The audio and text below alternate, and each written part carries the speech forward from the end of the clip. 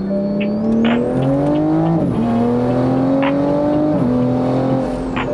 the last Supra video, I didn't really get you guys a really good driving impression because the car wasn't tuned and we were going through the process with David Shoup, my tuner.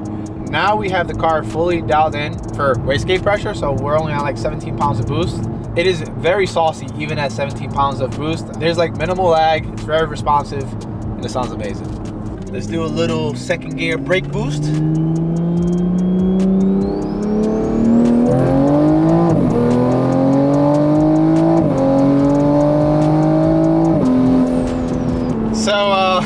Part of the reason I'm flooring it is not only to show you guys how good it sounds and how fast it is, it's also because we're trying to get the gas tank to be as low as possible because we're doing a fuel pump today. We're going to do the 4 injection side for the CSF manifold with the injectors and motive reflex.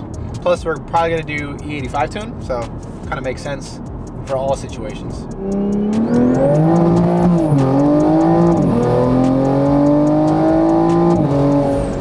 Oh, very saucy.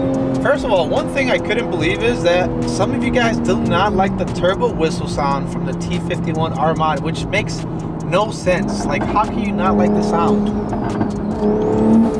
Come on, listen to this.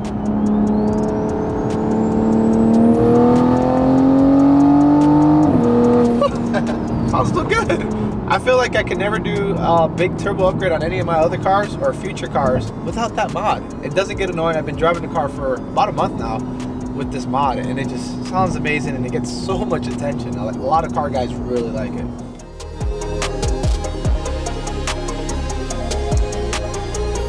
So today we have some fuel upgrades. We're trying to make the most out of the setup. We got the Dock Race top mount single turbo kit you guys saw in the previous video. We are trying to go pour injection because we are running out of fuel, of course. We're trying to make 800 to 900 horsepower. So pour injection, we already have the CSF Super manifold installed. So all we have to do is add the fuel rail. We have the injectors right here from a company called Injector Dynamics. And these are 1050cc, which is more than enough for our setup. We will finally be able to utilize this from CSF as well. I think these are injector spacers, so that would pair with these. To control the pour injection side, we have motive Reflex Plus because, I mean, there's really nothing better than this on the market. This is the only logical choice, guys. Love the features. I mean, you get everything you need to install it. And of course, since we're running pour injection, we need more fuel. So we got a low pressure fuel pump upgrade from a company called Vader Solutions. There's not a lot of companies that offer this for the Supra at the moment. So I decided to get it from them. This is a dual pump setup. You got the primary one in there. You got a secondary Hellcat 525 right there. It's supposed to be a plug and play solution. Very simple to do. You don't need any additional fuel lines. You don't need a fuel pressure regulator. So this is a win. You got the activation harness right here, which on their website you can choose whether you want to activate it with a hop switch or with motive reflex. I decided to go with motive reflex so we have more control, but it did come with a hop switch, which I'm not going to be utilizing. Let's take a closer look at the fuel pump upgrade. Here's how the secondary pump attaches. When I first unboxed it, it was very loose and I was like, I'm not sure about this. Then notice there's a screw here you can tighten, and I'm guessing you can loosen it and tighten it so you can have flexibility when installing it. This kind of looks like a pain to install. It's a lot of stuff going on. As always, I'm going to leave links to all these products and this entire setup down in the video's description below. We pretty much sell everything that you see here except the Vader Solutions fuel pump that we purchased from Euro Performance Center, so I'll leave a link to their website as well. First up was installing the low pressure fuel pump. I jacked up the car only to find out how much of a pain this would be to do on jack stands. Unlike all my other cars where you can access the pump from the interior of the car, this one was strangely located underneath the car under everything. Call me spoiled, but to the lift we went. So here's a fuel pump conveniently placed here facing downward. 2 connectors needed to be released. The big electrical one was pretty straightforward. Use a small flathead to release the red lock, squeeze, and release. The fuel line connector was a bit more challenging. I'm not afraid to admit it was my first time dealing with this type of lock. I believe you're supposed to push both clips from each end at the same time, but I ended up breaking one of them somehow, which sucked. Anyways, the fuel line was finally removed and it was time to get showered in fuel.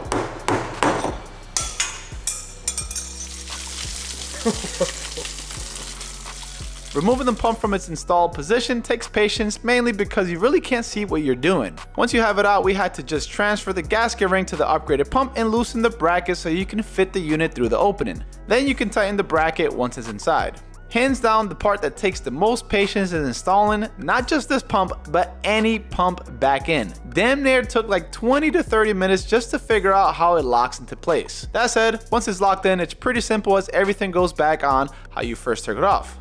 Now the only thing to do was to route the activation harness from the trunk of the car where the battery is located to the fuel pump where it connects to, which only took a few minutes to do and it was pretty simple. We zip tied the cables for a clean install, and like that, we were done with the fuel pump. So we're moving on to installing the Reflex Plus. I'm gonna do this in an odd kind of order. Normally I would do the fuel rail first on the Supra manifold and the injectors. So that way we could hook up Motive Reflex Plus, and then all we would have to do is connect the injector connectors. But since I don't have a return fuel line and I completely forgot to get one, we're gonna leave that for last. So we'll start off with the not so fun part. We'll disconnect the plugs from the car's DME, and then we have to tap into some of those pins with these wires. Pretty tedious, but pretty straightforward. You can use the diagram that Motive provides on their website. It's pretty self-explanatory. You have all the colors and what pins to tap into pretty much. To tap in the wires, we'll be using these little red connectors, which are not very common, but very cool. It makes things a lot easier. When looking at the diagram, it will reference the DME connectors 1 through 6, number 1 being the closest to the front of the car and number 6 being closest to the rear. All you have to do to release each connector is to press the front button thing and pull back the latch gently. I say gently because you do not want to mess these things up. Once you have them removed, use a pig tool and a pair of pliers to remove the connector covers. This will give you more room to work with when you're tapping in the reflex wires. All right, so I'm gonna start off with canvas high and low, just for demonstration purposes. I'm not gonna tap into every single pin on video. Just want you guys to get an idea. So if you guys look on the outline diagram that Motive provides for canvas, high and low, it tells you to use connector number 1, which is going to be this very first one right here, and we're looking for pin 41 and 42. So if you want to quickly look at it, then you can easily find yellow and white for pin 41, yellow and black for pin 42. But this could be different from model to model, so if you really want to make sure you got the correct pin, there's number indicators here where you would have to count the pins. For instance, it says 43 right here. You can count your way to that point. So 41 is like right here, 42 is right here. Very hard to see, and if you look right behind, those are where those 2 wires fall. So we're good to go. We're gonna tap into those 2 right here. Again, we'll be using these little connectors that make things simple. On one side of the connectors, you have like this pointy contact, so it's gonna pierce right through that yellow and white wire. All you have to do is screw it into place, and it's gonna pierce through the wire itself so it can make contact with the metal inside. Just like that. And we pretty much successfully tapped into this wire. And now on this side, you have to unscrew it. So then you'll have to strip a portion of this wire so the metal is exposed, which is gonna end up going through here. And then you just screw it in right here. That's it, you give it a nice pull. You're good on both sides. So now we just have to do that for the remainder of the wires.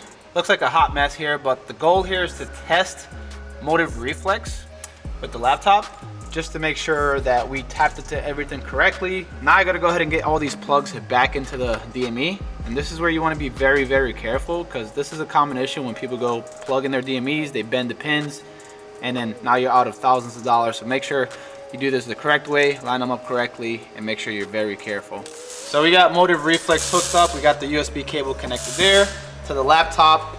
According to the Reflex instructions, it'll tell you exactly how to power it on to make sure everything works and update the firmware. So that's what we're gonna go ahead and do. So we have Motive firmware bootloader. We'll open that up, and then we'll open up the bootloader file, import firmware image, and then we'll click the file that we downloaded from Motive's website. Erase program verify device. You'll see this green bar. Erase program verify sequence completed. You may now unplug and reset the device. So we'll go ahead and power cycle the car.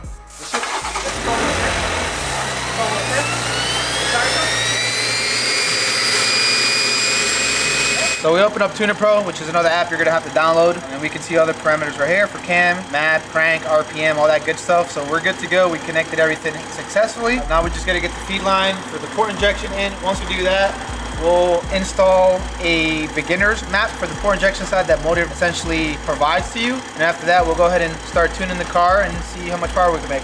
Injectors were up next. We removed all the hardware we previously installed to the Supra manifold for a non-port injection setup and got everything ready to install the CSF fuel rail. We geared up the injectors with the CSF accessories, applied silicone grease to the O-rings, and took our time installing them.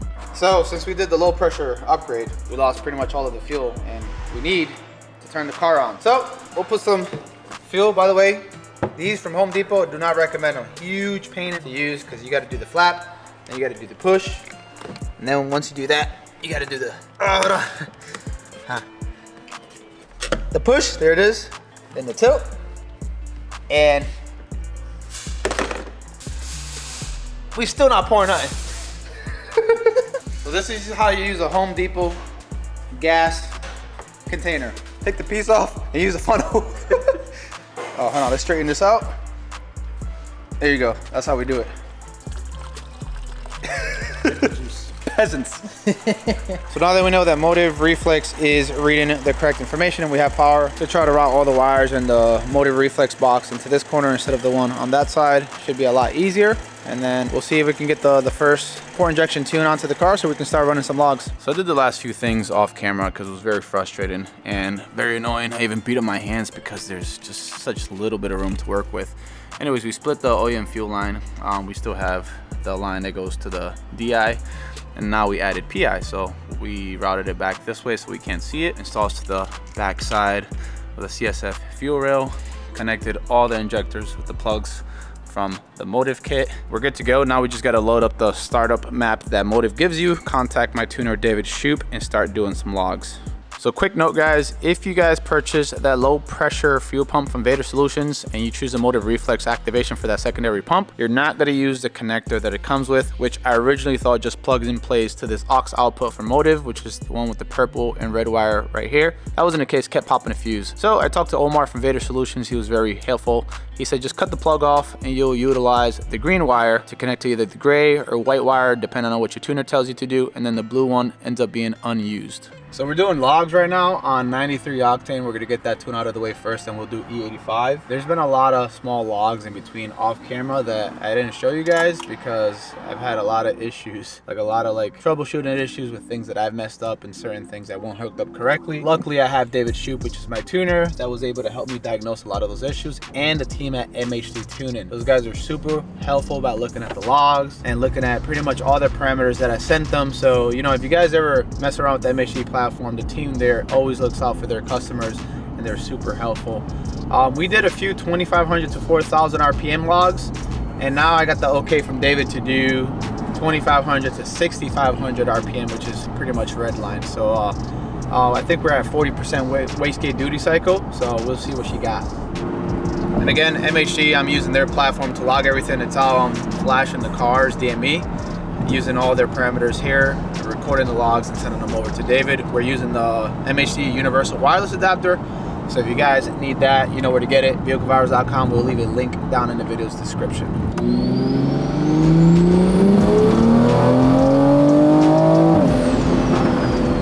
As always, when tuning a car, things never really go 100% smooth. Something was up with the car, the wastegate was not opening up, and the car just didn't feel like it was making any power. So we're back here today, the car seems to be running okay, and that's just expected when you upgrade components on your car and you start tuning it for power that it's not supposed to be making. There's always trial and error. You got a good tuner, you got a good platform like MHD, they make sure they help you out with everything. And we're back to being good. We should be making 21 and a half pounds of boost on 93. So we'll see. We'll do a pull here, log it for David Shoup, and we'll go from there. All right, so we're gonna do third gear, 2000 to pretty much red line.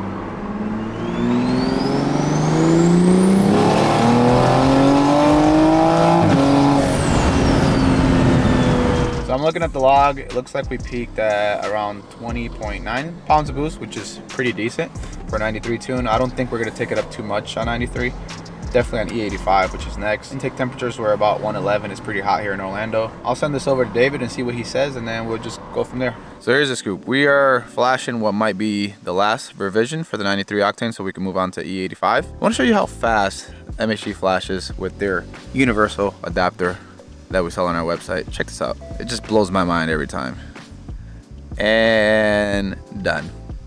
So 93 tune is officially done. David did an awesome job. We're gonna go ahead and take the car for a drive, see how we feel. Let's do second gear, baby.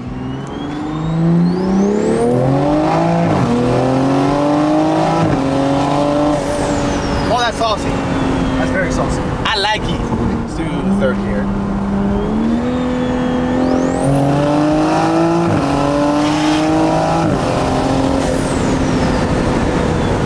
Okay, so compared to the stock turbo, top end is where it's at. 60 to 130, 40 mile per hour roll race.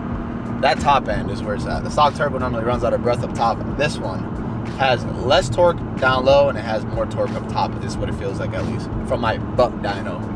All right, we'll do second gear. We'll do a little bit of brake boost action. Let's see.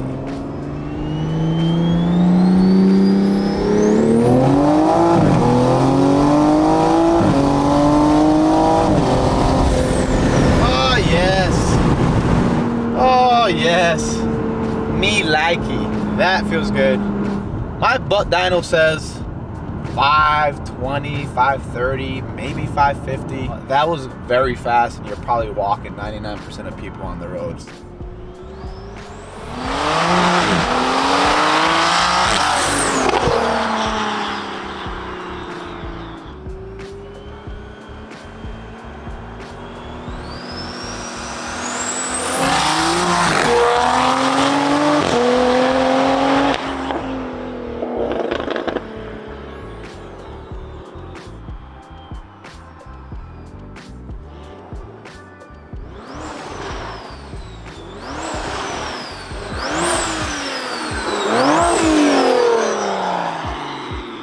All right, fellas, we're rolling into first gear.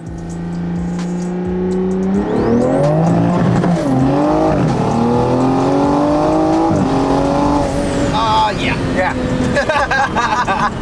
Me likey. And there goes the fuel sensor, or I mean the fuel warning. Time to get some E85. Bay Optics sent these over. So these are like upgraded DRL lights for the Supra. So normally you'll get like the white strip right here. And this changes it so it's yellow. I know a lot of you guys probably seen this on like BMW cars. It's like very popular right now. It's a trend. Haven't really seen it on Supras. There's probably an easier way to do this, but you gotta get to the back of the headlight. Where the DRL module goes, it's like right behind this section back here, where this little plug is at. So there's like this plastic shroud in the way. So what I did is I removed the wheel, removed the fender liner from this side. I loosened up the headlight, so I removed the bolt here, the bolt here, and then released like 2 bolts that were holding this plastic bracket, brought it down, lifted the headlight a little bit. That gave me enough room to take out the, I believe they're T20s. And then I was able to unbolt this. And then for the little chipset right here, these are T10s. So with the Bay Optics DRL upgrades, you get a replacement one like this. That looks just like the OEM one. As you guys can see, this is the original one. They look pretty much identical. T10 to release this one, and then obviously tighten the one that you're provided back on. I should be able to plug this into the back of the headlight, and it should be plug and play, no coding necessary, so we'll see what that looks like.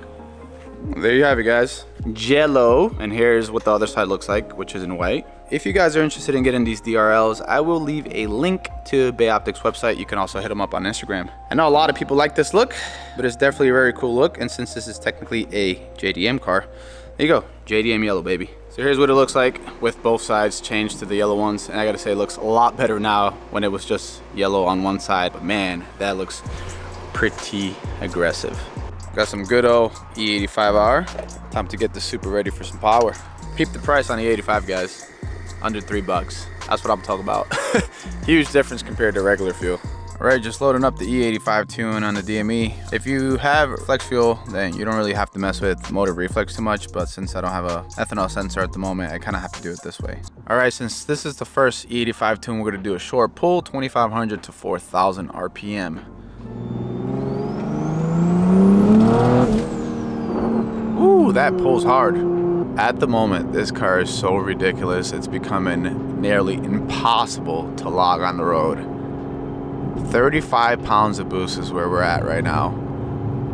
And we've had to do logs from 3rd, we moved up to 4th, and now we're doing logs in 5th gear. Even with the 305 contact sport tires that I have right now, it's just not enough. You need some Mickey Thompsons or some R888s. It is beyond ridiculous. The car feels like it's on skates. Here's a small sample, 4th gear. I won't rev it all the way out, but just so you guys can see. Oh my God. You gotta respect this power and build your way up to this level. You gotta be very responsible, guys. This car can easily end up on a tree. We'll do another 4th gear pull. No brake boost, no nothing, guys. Yeah. The car is literally skating, levitating. Oh my God. Anyways, we'll head over to Eurocharge. We'll put the car in the dyno, see what kind of power it makes on the E85. We do have one issue we have to address before we start doing some dyno runs. But this injector, for whatever reason, doesn't seem like it's fully pushed into the manifold. So there's E85 seeping out of the sides. The one that's leaking has a significant gap between the fuel rail and the injector itself. So for whatever reason, it's not pushed up all the way. So just unbolted the fuel rail, and we're gonna see if we can push that up a little bit further. And then we can go ahead and continue with doing some pulls. I had stepped away for a moment, and sadly I got injured and I was at the ER room. So it's been about an hour and a half. We're back and see if we can make some big power.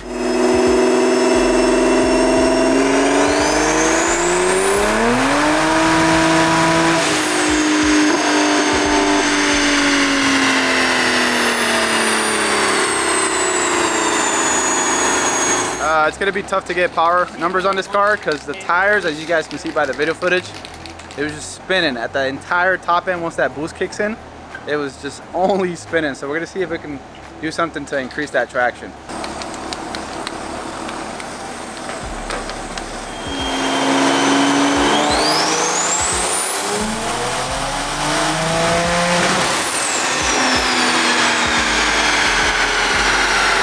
All right, so that run was a lot better. We were able to put down some power there. 711 horsepower to the wheel. Look at that torque, 690. This is standard correction, 92 degrees Fahrenheit. It's a pretty hot day here in Orlando, Florida. Humidity 39%. That is pretty juicy. And David said that he hasn't even added time into it yet. I'm gonna send him the revision since we were logging it with MHD. See if he can spice it up a little bit and send it back to us so we can do another run.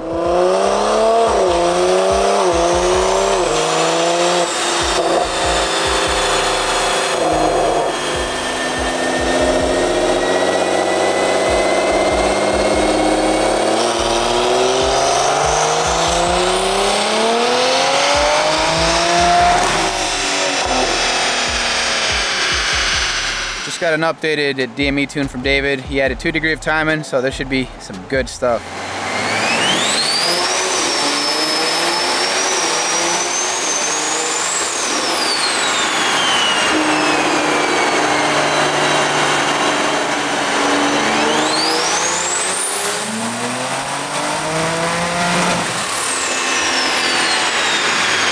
.727 wheel horsepower, and then we have 692 torque.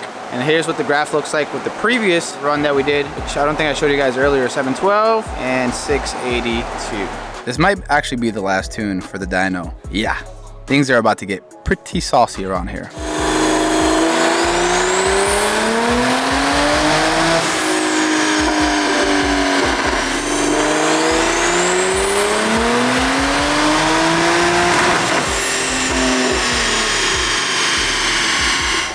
Hey, when I told you guys that David's gonna be adding the sauce, I wasn't playing. Look at that. 1300 horsepower, 991 pound-feet of torque. Kidding. Wheels were spinning, that's why I recorded it that way. So now traction is an issue.